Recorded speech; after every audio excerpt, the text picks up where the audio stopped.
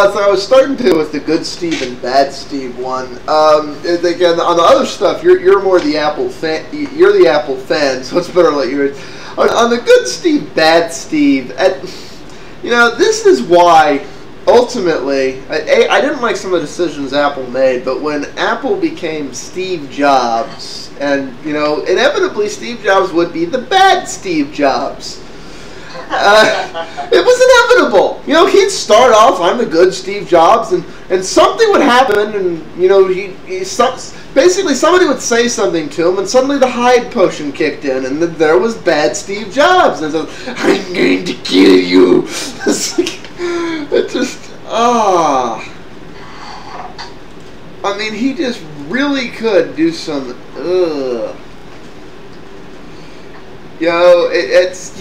he would rape the FDA, because he just didn't like some of the stuff they did there.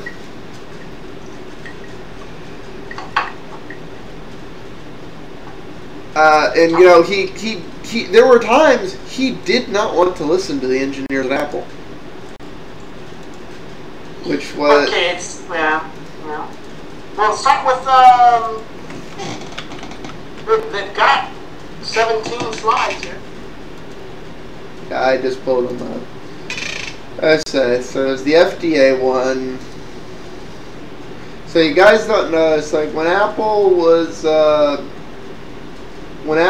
about to reveal the Bondi Blue iMac, he basically was complaining about it over the phone. He said the team was, getting the color wrong. This reminds me of the type of conversations we make fun of. Do you know about a few years ago, Google hired this Resound web designer? They wanted to fix the UI for the Google services and stuff. They hired this person who gets obscene amounts of money for his time to do web design and stuff. And Google hired him, and then they said, okay, well, this should be blue. And Google, rather than just let him pick a blue, Google, being engineers, wanted to obsess about the 256 different shades of blue, and should it be this shade or that shade? Should it be 1 pixel or 2 pixel or 5 pixels? The guy did not, felt sorry to it. No.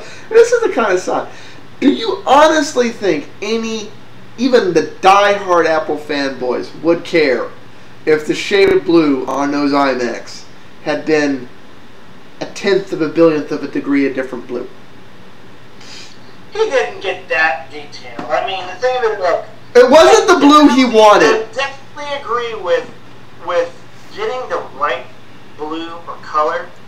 And I'll tell you, it does magic, man. It does. I mean, it's like the golden mean when you learn that in art. Oh, okay, but the right blue for one person is the wrong blue for everybody else. There are color spectrums, I'm telling you, that are a norm. And you may hit that, but I mean, trust me, there is a principle to design that the majority pick up. That's how you get to the golden mean rules and things like that. There is science behind some of this stuff, yes.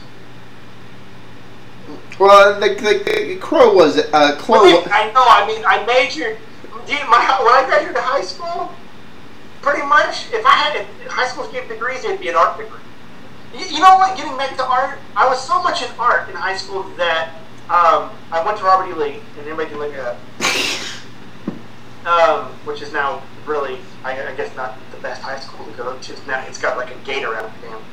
No, on that note, there isn't a school in the country. I feel like I drive around, and every so often I drive by a school, and I'm like, oh, what'd they put a prison in?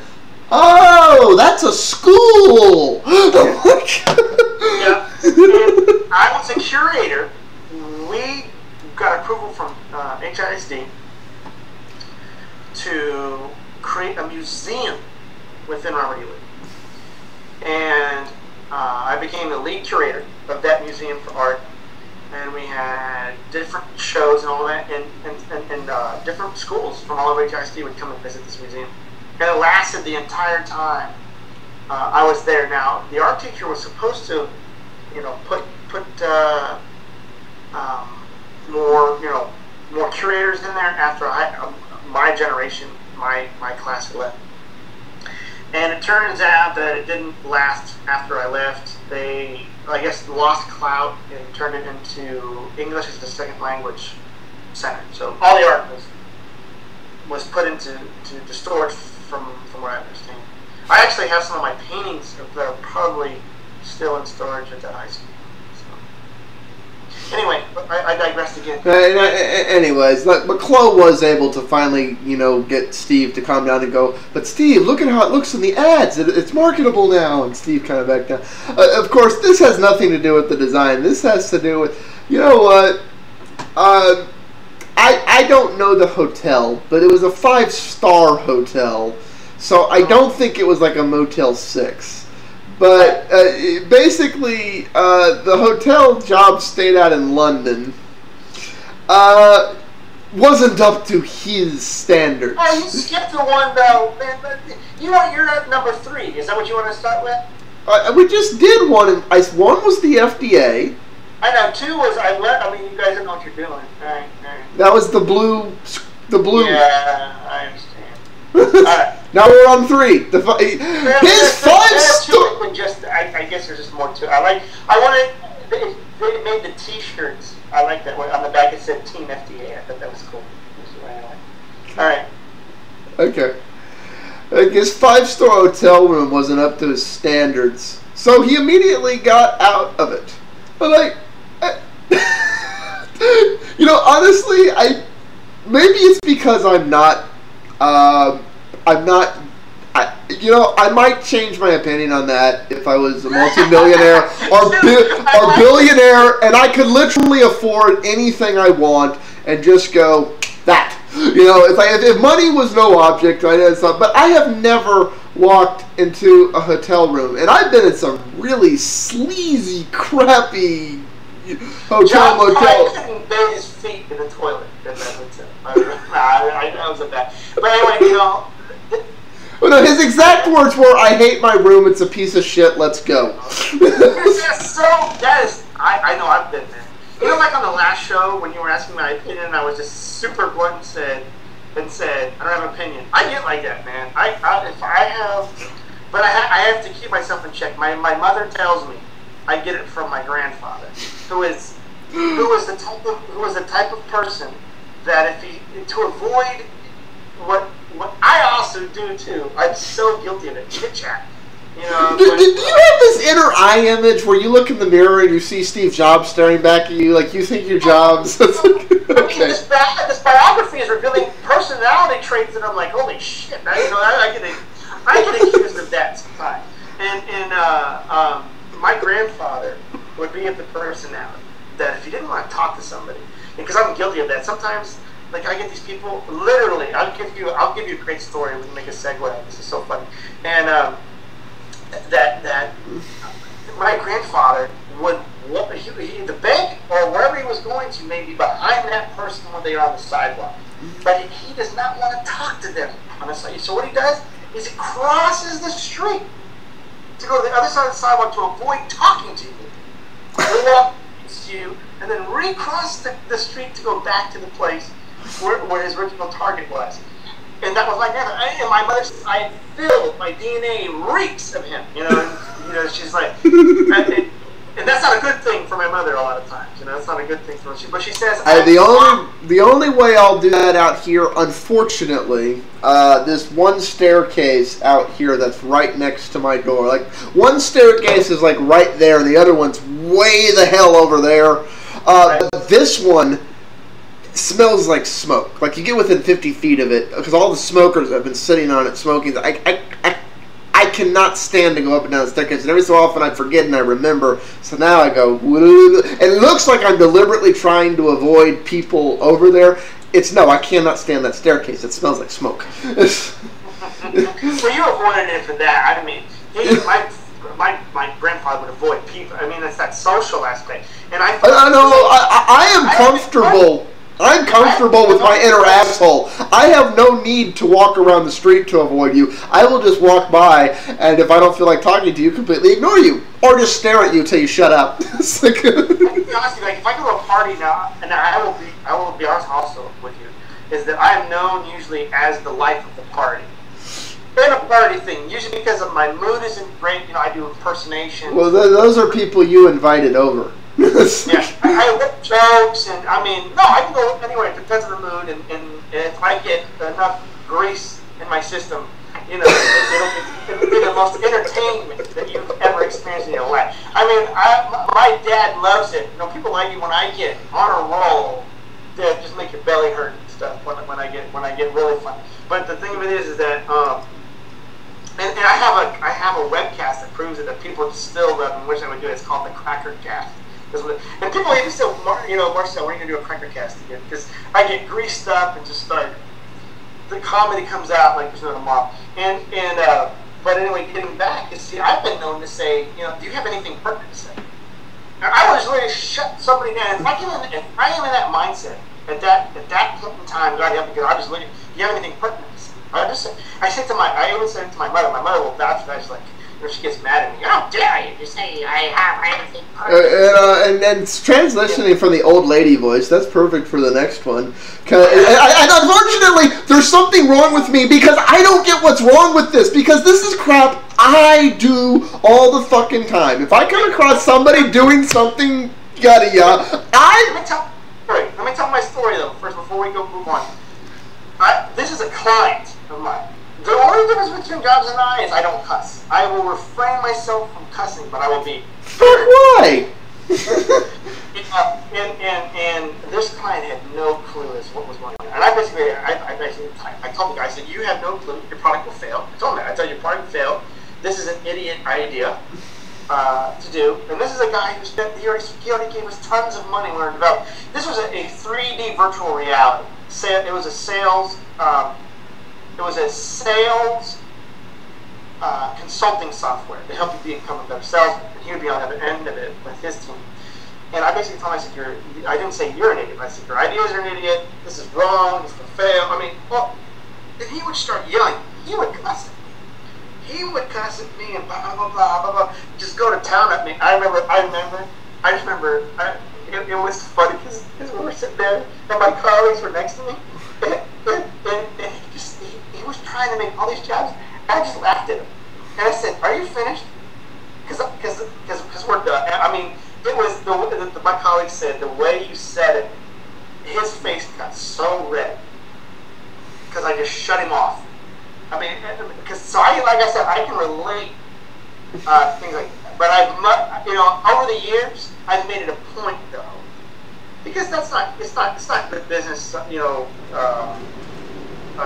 get like that. But I've made it a point to moderate myself in the times of irritation with people. And I remember when I went on a trip to Japan, that was one of my funnest times when I went to Japan, because we were doing a project in Fujisawa, Japan. It was great. And I remember I became like best buddies with the company there. Anyway, I know I digressed, so alright, let's go. You're gonna feel like we're in Clue. To make a long story short, tonight. It's like no. Well, I have noticed you get a little nagballish and things, but you know you're a pragmatist. There's nothing wrong with that. However, you know, I get nagbally too. But if somebody's checks are good, I'm like, okay, I've told you my 2 cents. If you still want to proceed.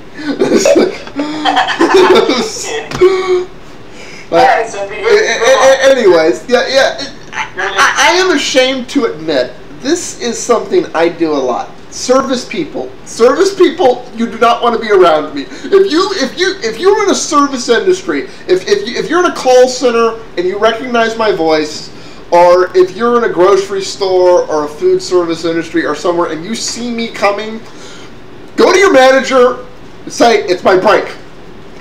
I'm telling you now, fair warning, because I am the most fucking anal retentive, especially when I'm calling somewhere. I'm just like, I'm already pissed off, and you gotta do one teeny tiny, it doesn't matter, you cross one little tiny insignificant thing, and I just go into and I become the hiatus. And apparently he did this to this poor lady at Whole Foods. You know, she made his smoothie wrong, and he just went off on her. And I'm like, I'm ashamed to admit, I've done this to people. You've done that. You do that. You do that. I'm from the mindset of this is your job. It's not that fucking hard. And unlike jobs, I don't feel bad about it afterwards. So I don't think I've been in that position. I don't think I've been. See, I said I don't think I've been in that position. And I'll tell you why. Like my grandfather, I'm notorious for. If I can do it myself, where there is no other human intervention, then I do it. I will go to great lengths, like my grandfather, to have less middlemen in my way. So by golly, if there's a place where I can make my smoothie myself, that's what I'm doing. I will not pay. I will not give my patronage to a store where if there's an alternative mode where I can do it myself. Oh hell no! I'm not visiting that store. I mean, 'cause that's my grandfather coming through, right? And I prefer doing it myself. Those situations to where I guess if I were in that and they really screwed up, I'd probably get mad.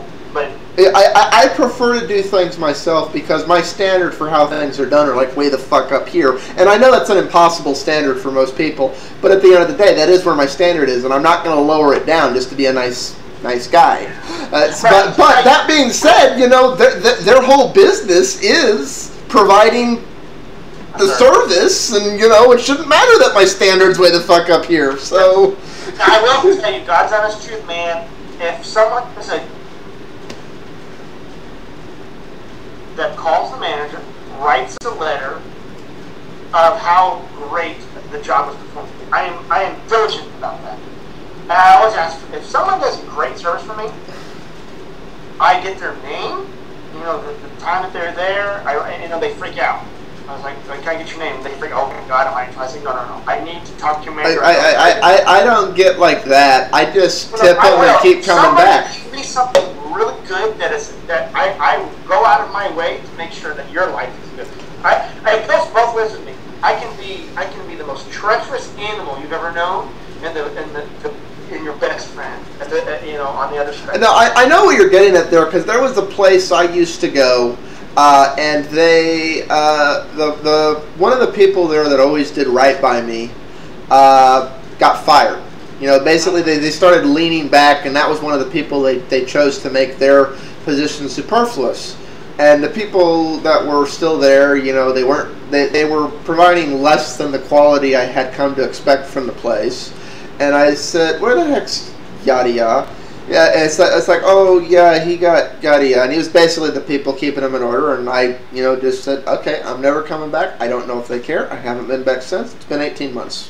It's like, I don't know. I don't care. Because I don't get his itty ditty with it. But yeah, I know what you're talking about. Okay. You want to read this one? I can't read it without giggling. Everything you've ever done in your life is shit. He cussed a lot. I don't know. I'm trying to actually think if I've ever cussed in a business atmosphere. I'm a Marine. It's a very bad habit. It's an extremely bad habit. I am a foul mouth. If my coworkers are my friends and we're out on a lunch, I will cuss. But I'm trying to like hell to think if everybody I've been mad. Like I might have, and I just can't remember it. But I go out of my way if it's in a professional atmosphere not to have a foul mouth. But if it's a business lunch and you're my buddy at work, like in a break room or something like that, I'll cuss. I have a foul mouth. I admit that. Okay, but you know what's so bad about this one? This was his sales pitch to hire the guy. I know. Everything you've ever done in your life is shit. So why don't you come work for me? Yeah, which is basically saying that you're a genius at what you're doing, but it amounts to shit. Come and work for me, and you know. Well, and I don't think that's fair, because he's talking about the Xerox Star, which its biggest problem was it was done about 2 to 3 years too early.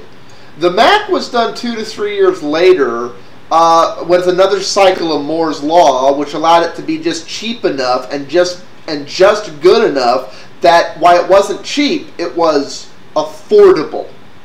And that was the big difference. They're not the other shit. You know, it's like it was basically a project done too soon. It's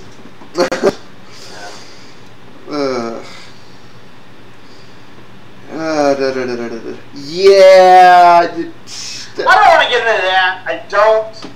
There's a lot of personal history with me and my in-laws' history.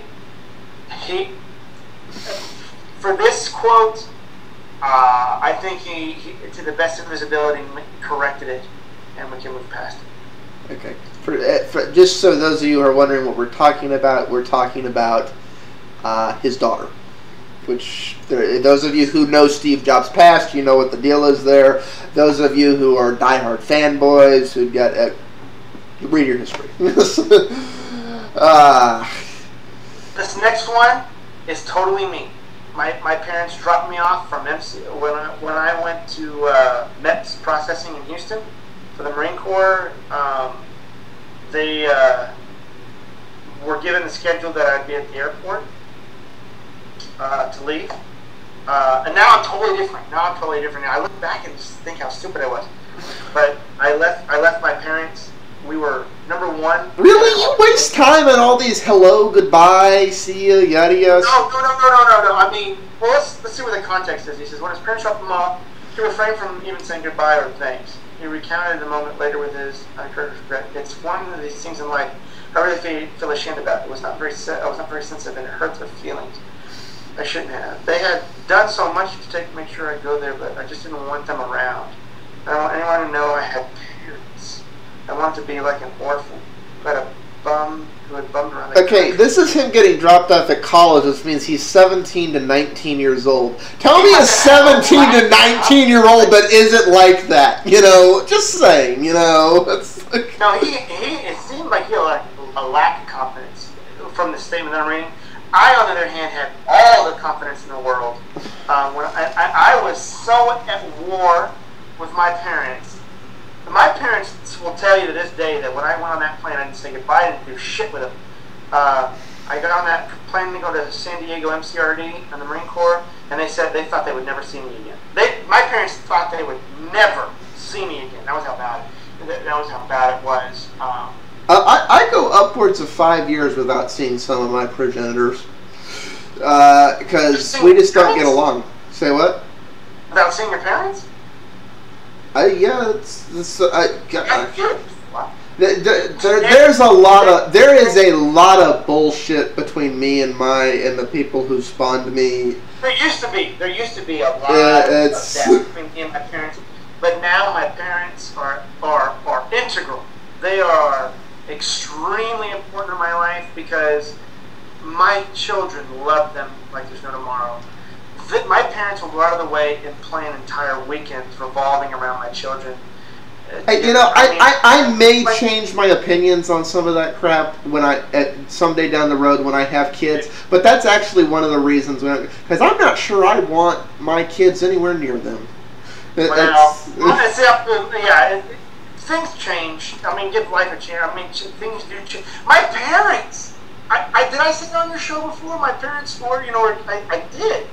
I said my parents were extremely racist before. I said the whole story on your show about how my mom didn't want to touch my first son for a month. And I'm glad she could grow up. Yeah, but things change in life. Now there's see, me personally, that I wouldn't have been that nice if that had been the reaction. Wait a minute, I wasn't nice. I was a son of a bitch, and there was ultimatums given. How it lasted is that my dad relented and even really. No, I wouldn't have given him a month. The first moment I saw a reaction like that, my response would have been, "Get the hell out of my house and don't come back till you can fix that." My wife was more forgiving of them than I was, which was funny because they were brutal to my wife in the very beginning. Now, like I said, life changes so much that now they're so ingrained in our lives. My wife looks forward to spending time with them and loves how much they love our children. Now I don't even know what I would do. I mean, I'm gonna regret the day when they pass on, because now I went from a life of being. Don't get me wrong. We have ideological clashes, but my parents have changed so much and are so much a better person. And that's something that I find that's so beautiful, that when someone can change, that it's great. I myself have changed, that also in the process, not just them changing. I have also changed. And man, I think that that's what a big piece about life. And Jobs, even in the biography, obviously changed because he himself admits, how he changed his a lot of his beliefs later on, especially after having children and so on and so forth. I can tell you though, Leslie, when you have a family, and I know how your place is. No, but we're not gonna get into to what you don't want to disclose personally. All I can tell you is, scientifically at least, that there's enough empirical evidence to suggest that once you do have a family and children, your parents are there, that things can change and be drastically the opposite of what you experience now. That may not happen, but if it does happen, you and I would appreciate to have that conversation with you too, because if that does, I gotta have kids first. We're dealing with a hypothetical scenario right now. It's a conversation, and that. I mean, that's the beauty of life. Go ahead, lead on. I'm sorry, I digressed. Yeah. Anyways, I have to go look back on my regulations. This one I find funny. It's like, apparently when he was laying people off at Pixar, somebody wanted him to be giving people's 2-week notice, and his response was, okay, but the notice is retroactive 2 weeks ago. I'm like, you know what? From a business standpoint, I get the humor of that, but from the humanities standpoint, I'm like, that's just cruel. It's like, that is a little. I haven't been in the financial position where I've been forced to do that yet. But if you're in the financial position where you're forced to do that, I don't know. It's like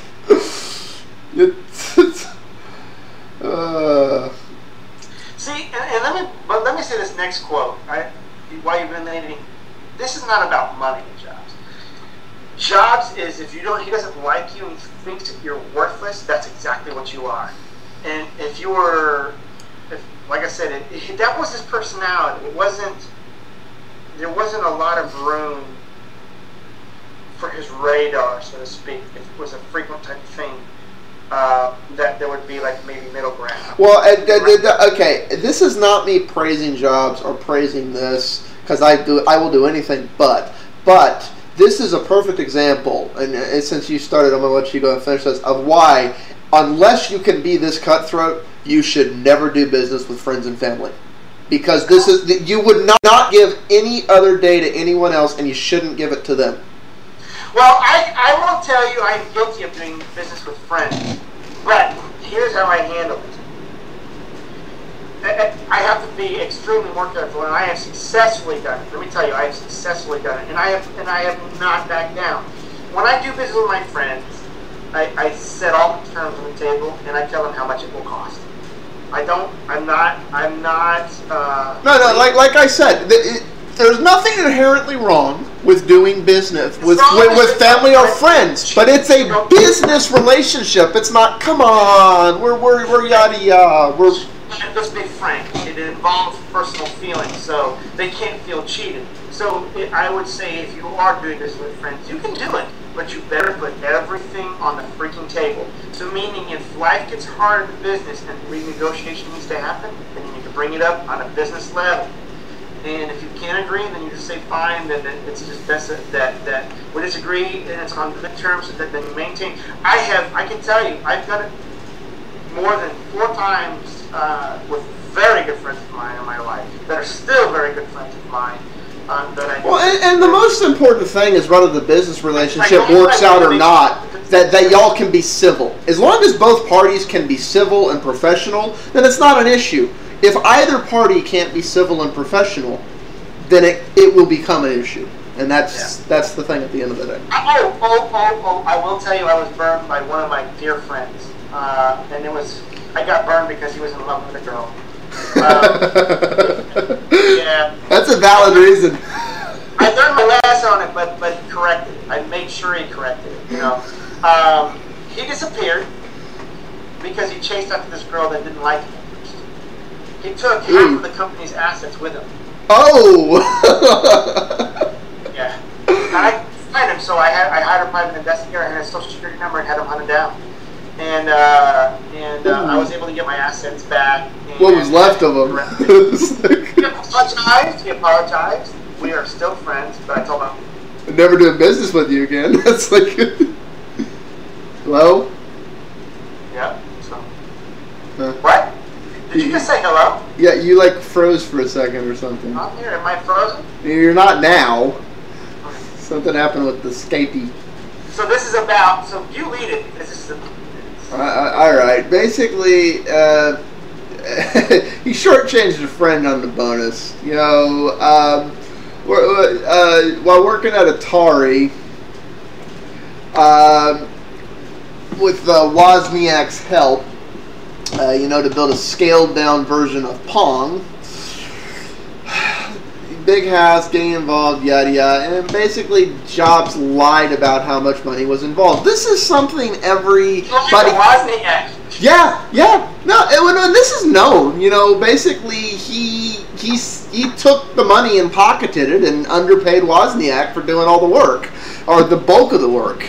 And you know that's something that's not exactly a secret, but I don't even know if nobody's ever bothered, to my knowledge, to go interview Wozniak and go, now that this is known, much of a nice guy. Yeah, now that this is known, do you care? Because that's they've already gotten past it. I'm sure they. Yeah, that's. Now the next one is a stock options. Everybody knows about this. This was even in the movie. Pirates of Silicon Valley, so we can skip that one. Yeah, I'm not sure the way Pirates portrayed it is fully accurate, but yeah. Alright, go ahead. So we're on the next one. You know what? I don't see the problem with this, because this is something I do every so often. Depending on the job, there's times I need to know you have thick skin. I don't see the problem with having a harassing interview process. Maybe you can explain it to me. Wait, which one are you talking about? It's the son. He harassed people during the interviews for work. I mean, how old were you when he lost when you lost your virginity? Is literally something he would say. That Pirates didn't make that up. I think old though in interviews. One of my dear friends today, I remember, because I was in charge of conceptualization, and I needed a design to work for me that would take my ideas essentially. And I remember I was brutal with it. Yeah, I mean, if it's a requirement of the job, sometimes you have to basically rip this one a new one just to see what you're going to get out of that. I've done it, but I've never gotten personal about being a virgin. I didn't find that relevant to anybody's. Well, I mean, you can do it with tact, but still, sometimes it's necessary to rough people up in an interview. My friend that I hired, he's got a different job, but I think he's better off at this other job too. I mean, I'm reminiscing a little bit, but yeah.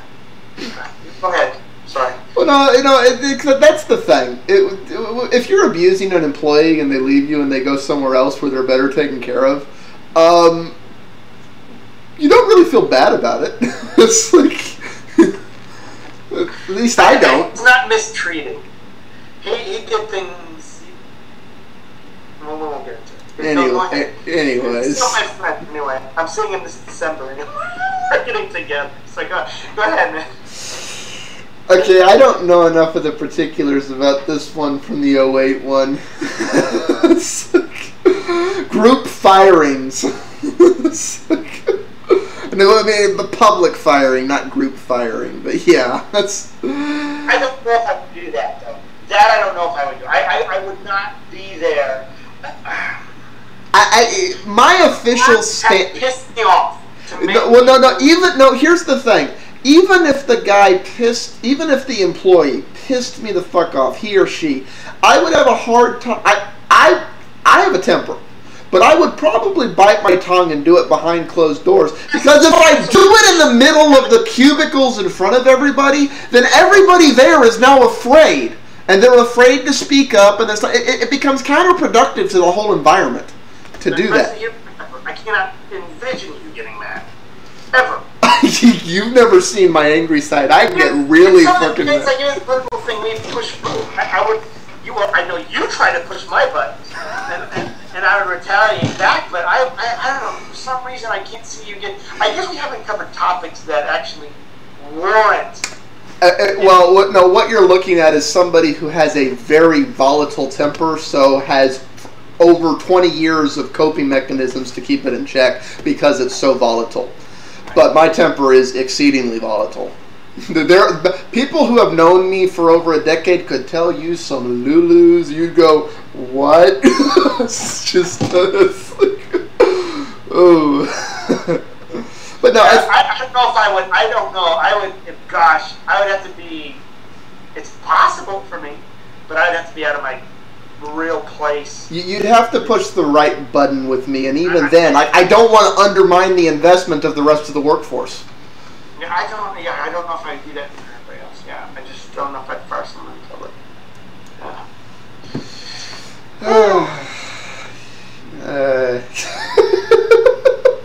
And this is why he doesn't talk to the press.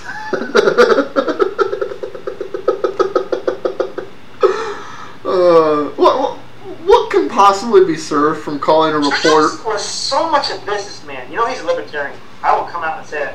I've read every line pretty much about it. You know, he told Barack Obama he'd have to be a one-term president, that it was easier to make a company in China than it was in the United States.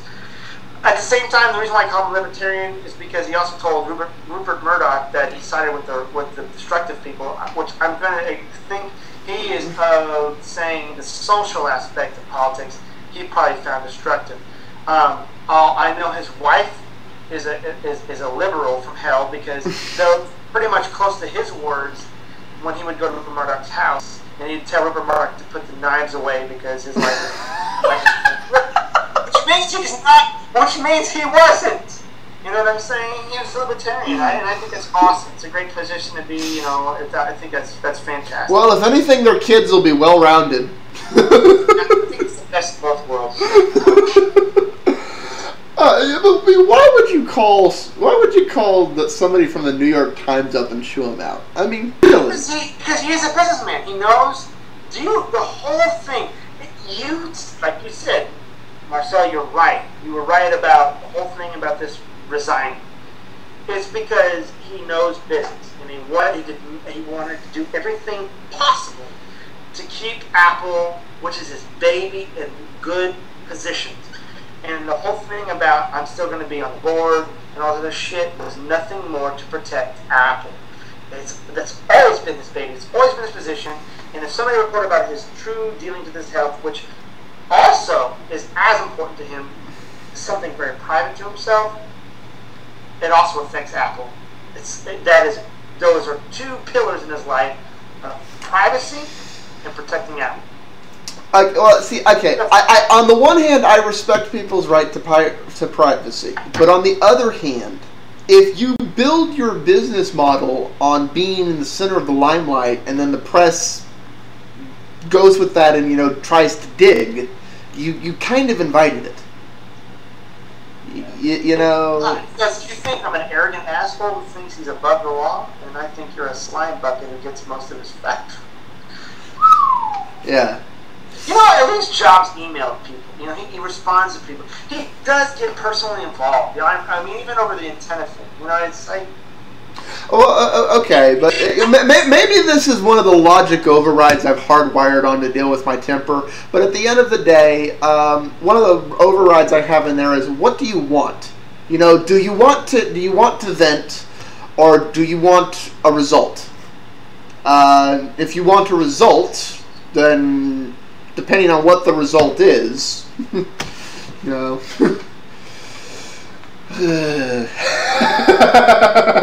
This one doesn't surprise me at all. I'm gonna tell you something though. I seriously, I don't know how to put this in a context that's favorable. This book was gonna come out whether he was alive or dead. Oh no! At least the way he did it, it's his own words directly, not secondhand. I wonder what the criticism would be if, well, he's alive and everybody now has pervious information. Like if he was still around. I don't think he would have done this had he not really come to terms to know that his end was coming. No. Honestly, I think this book was okay, by the time it comes out and everybody's digging through it, I'm not going to be here. I do think that was the mindset behind it. It may have even been part of the terms. You know, publish this after I die, please. It's like now, here's the thing about the iPad. I am notoriously known that I can't stand the product. But, John, I will tell you, yes, you brought it to the mass market, and there are legions of people who don't need as much computing power as that I'm used to. I admit to that. But I guarantee you, the iPad that will be the true paradigm shift to getting us off of the desktop and computing is not yet here. This may be the nascency of something new, but I guarantee the iPad that will be the paradigm shift is not going to be this device. But it's a good thing he started it. He made it successful. Something that was very much a niche product, because I used to be an XP tablet programmer for hospitals and things like that. I know where tablets have gone and been, and the iPad doesn't excite me one bit. And it's not about the hardware power, you know. It's just, to me, it's a bunch of fluff. It's not a whole lot of productivity, and I don't need a program. Well, no, and speaking on the fluff, that's kind of... Everybody knows what I expect the tablet to do, but Dobbs is right. This is important. This was important to him because... I know, but that's what's funny about this thing, because I don't know if you've ever had clients like this. Like, they come to you with a broad thing, no specifics, and they just want you to solve it. And that's kind of what he did to poor Vincent here. Your current way of approaching it sucks. You know, it's the exact words. Your commercials suck, and then there's more there, but it's not included in the quotes here. This iPad is revolutionizing the world, and we need something big. You've given me small crap. And, you know, basically they went back and forth, and Jobs couldn't ever really explain to him what he wanted. He just wanted Vincent to go make something better. Yeah. It's like, he's like, go make it better, but I don't know what better is. It's like... Let me say this. I wish Jobs would have said that we're post-PC back when the iPhone came out. Because it's not the form factor of the iPad that is truly revolutionary. What Jobs is trying to achieve is to get us off of the fixated point to where we do most of our computing. Okay? I get that. The problem is that I wish he would have gone further with iOS to actually, for my liking, to get beyond point to where I do a serious amount of computing.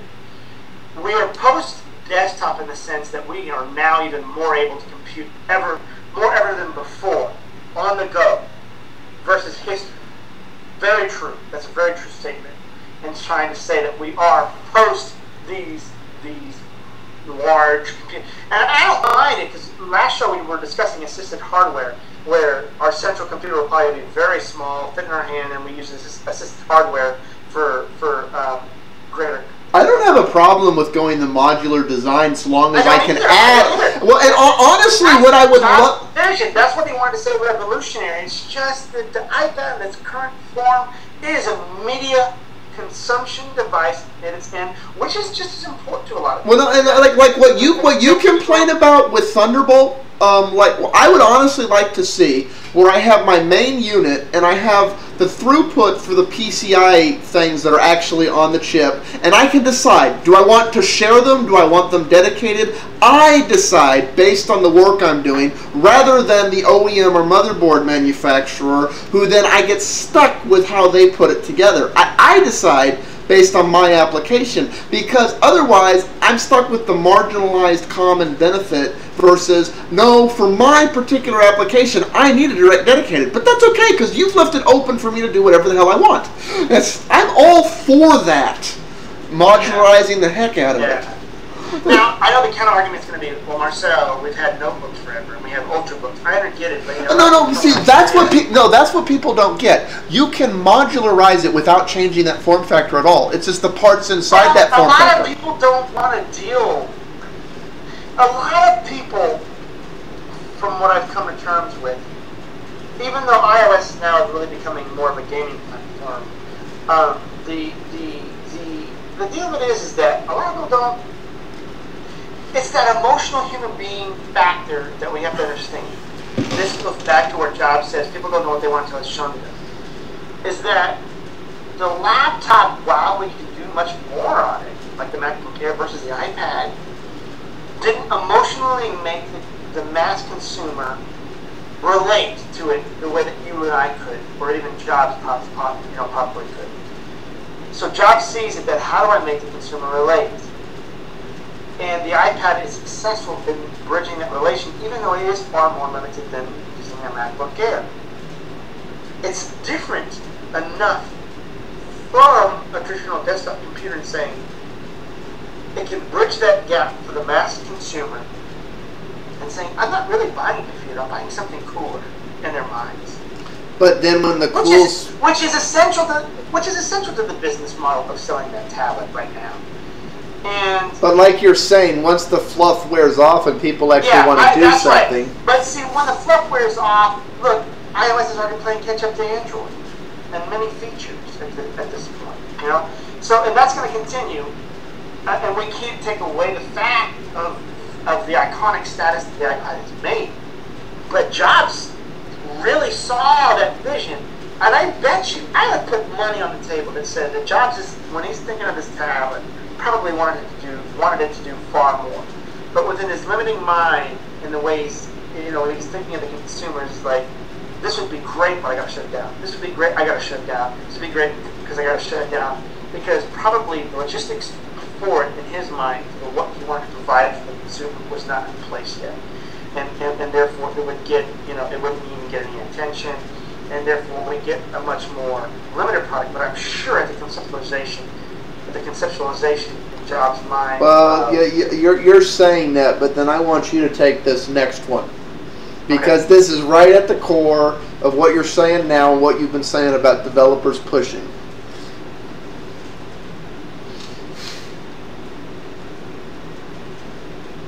No. A closed app store, Rusty, is actually more profitable to Apple than it would be. I mean, that's what he's... The App Store, how do you make it work for Android and everybody else? Everybody else has to emulate the iOS apps. It would cost Apple a tremendous amount of money to make a middle layer for the apps that run on iOS to run Android, or Android has to make emulation. No. That's not what I'm talking about. I'm not talking about licensing out the App Store. This was about releasing the draconian restrictions for developing for iOS. Dude, I know he changed it though. But his initial reaction was to bite the guy's head off for saying, make it easier for people to make products for us. Wait a minute, are you talking about the Gawker one? 16? Are we on 16? Or we're on 15. Which one? 15 of 17. Oh, 15 of 17. Yeah, Steve Jobs unleashed on Ryan Tate for criticizing Apple's closed App Store. Okay, I look at the headline and I'm thinking... You're thinking bring it to like Android. No. This was about like what you're talking about. They're tying developers' hands behind their back for developing for iPhones and iPods. And iPads. Ryan Tate put an email to Steve Jobs asking why he denied developers the freedom to create what they wanted on the iPad. He kicked off a heated exchange of emails. Jobs got the final word. By the way, what have you done that's so great? Do you create anything or just criticize others? Work and belittle their motivations. Well, what is the context? I mean, and what year was this written in? Because Jobs does relent. I know what they're not going to tell us. They're going to make you buy the book. I'm sure it tells you in the book, but at the end of the day, this is to promote buying the book. You know that. I'm going to buy the book. I'm going to buy it. I'm pretty sure that come the holidays, I'm going to get a Kindle. So I'm going to buy it then. Yeah, buy it for the Kindle. I'll be the first one that found this developer. I was one of the old school developers. I still have my shit around here somewhere, where we were much more exclusive to Apple than it is today. That I can tell you how Apple would relent to our complaint. And see, the sad thing is that maybe it's against my grain today, because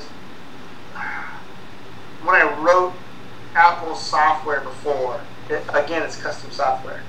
I don't make these terms. You know what? I just need to make time and just get my code out there for something. But then I'm a perfectionist, you know, and I'm like, well, okay, what would I write for the iPhone and Android that's non-custom for another client? You know, that's me. It's my company that I want to do out there. You know, and because I don't want to be like this everyday application. I will tell you, I honestly have a game. It's a game in mind that I will never release any details on because I will not give away its secrets because it is, and I will tell you right now, it is radically different than any type of gaming in the way it operates on mobile phones than anybody has thought of. It's just I haven't had time to do it. But that's only one project that I have that I would make on others. The other applications I told you I'm writing on are bringing my desktop applications, like my medical software, to the mobile atmosphere, my home banking software to the mobile atmosphere, and all that sort of stuff. But that's not really mine. That's others' custom software I wrote for them. You know, it's not truly okay. What would Marcel write? That's totally mine. You know, out there. Okay.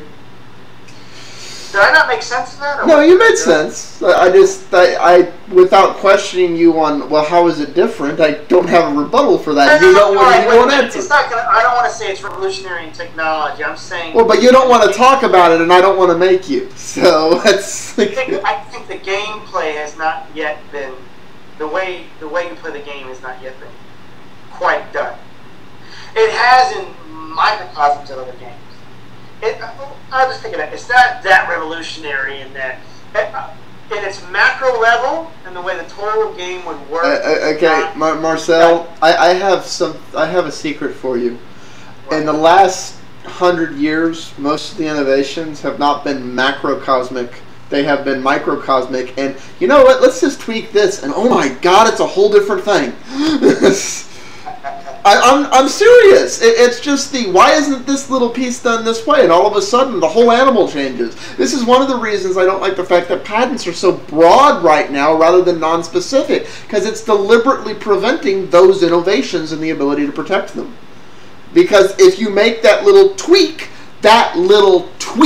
is the innovation, not the whole grand thing and any variation thereof. It's that little tweak. That's what the patent should be. Anyways, getting on to Jobs' rude person. And this goes back to the anger thing and yada yada. Well, I do know that Jonathan Ives has admitted that he doesn't like when Jobs takes credit for stuff that he's done. I know that's for sure. Well, and this goes back to also basically he's like Jobs' personality. It has nothing to do with this statement. I'm just saying, yeah, Jonathan. No, I know, but like I said, like the thing they're getting at here, but what you're talking about is also related to this. At the end of the day, Jobs' personality was a 2 to 6 year old. Yes. No. I'm going to disagree with you because Jonathan Ives is coming from a position of basically his question is why are you so passionate, Jobs? If you let your passion come through, then you are cold and hot on extremes, period. If you want to say that I need to water that down, I find that to be damaging. That's how I would answer the question, is that we need to live it. We live in a society that take a pill. Normalization. We have to shy away from that and let extremes exist. The pills are much better. Nobody has to think or reason or do anything. Just take a pill. Your basic answer, your basic question is why are you so passionate? And you shouldn't question it. Because Jobs is right. I don't stay mad. I'm passionate about the subject, and it's temporary, and I need to live it. That's why I said. That's why I was saying like a little kid. A little kid. Okay, that's a bad analogy.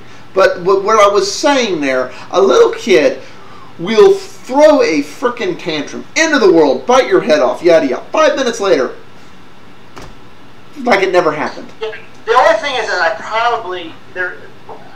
yes, Jonathan Ives is right in that you want to have some tact in how you deal with people.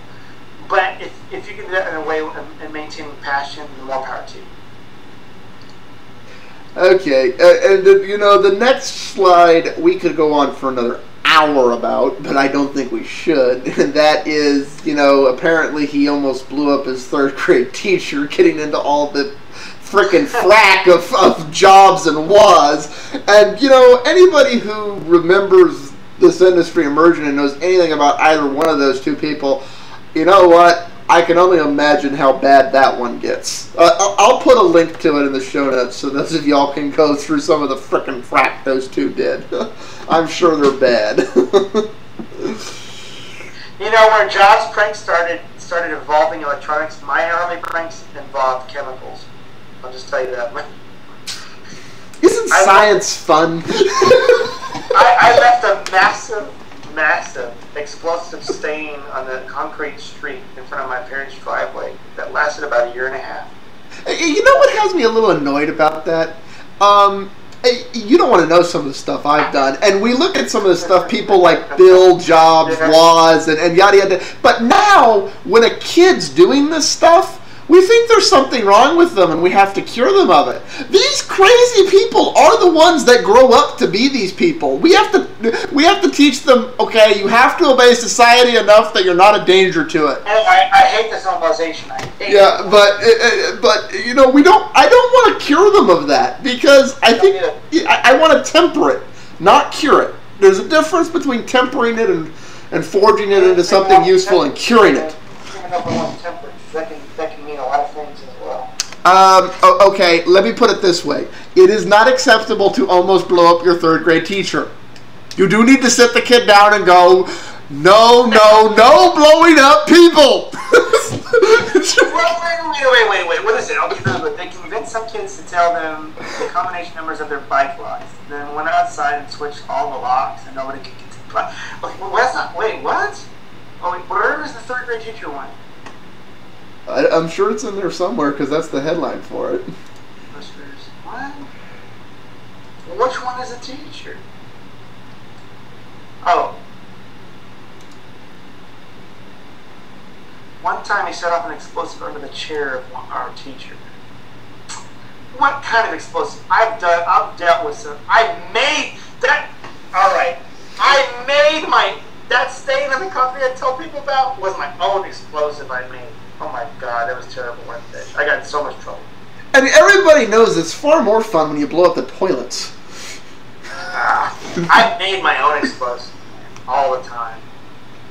Yeah, and unfortunately, that is now. You know, anybody who has been on a rural environment or been around people who are raised in a rural environment has a good idea of how to make a stump bomb.